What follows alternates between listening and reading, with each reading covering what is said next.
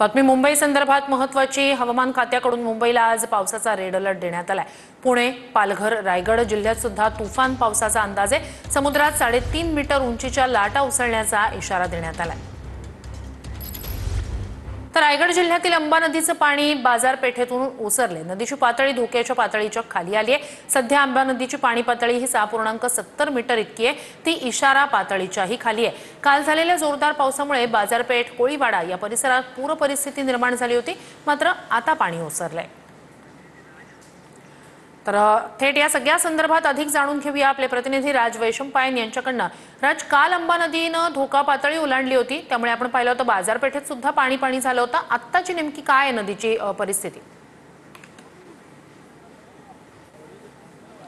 नक्की श्वेताजी, आपण जर पाहिलं तर अंबा नदीने काल धोका पातळी ओलांडली होती। मात्र आता जर आपण पाहिलं तर अंबा नदीची पाणी पातळी जी आहे ती 6.70 मीटर आहे आणि आता सध्या धोका पातळीच्या खाली अंबा नदी जी आहे ती प्रवाहित आहे, वाहत आहे। आपण पाहतोय अंबा नदी आहे। मात्र अचानक काल झालेल्या मुसळधार पावसामुळे आपण जर पाहिलं तर अंबा नदीचा ऐतिहासिक हा ब्रिज आहे आणि या ब्रिजवरती अशा पद्धतीमध्ये एक भलं मोठं झाड वाहून आलं होतं। त्यामुळे दोन गावांचा संपर्क जो तुटला होता। मात्र स्थानिक ग्रामस्थांनी हे जे झाड आहे ते बाजूला केले आपण दृश्यांमध्ये पाहतोय। काल अचानक मुसळधार पाऊस झाला आणि त्यामुळे पूर्णतः जनजीवन जे आहे ते नागोठण्यावासियांचं विस्कळीत झालं होतं।